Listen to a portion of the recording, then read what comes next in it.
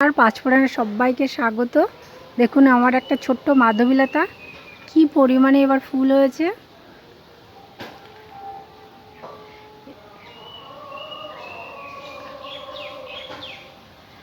দেখলে চোখ জুড়িয়ে যায়।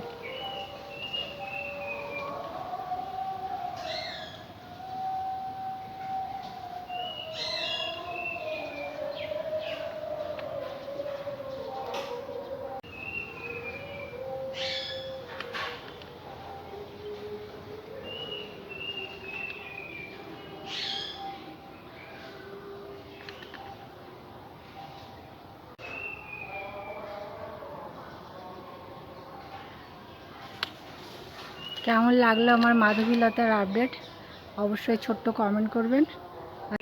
সবাইকে অনেক অনেক ধন্যবাদ জানাই ভিডিওটির সঙ্গে থাকার জন্য। ভিডিওটি এখানে শেষ করছি। নমস্কার।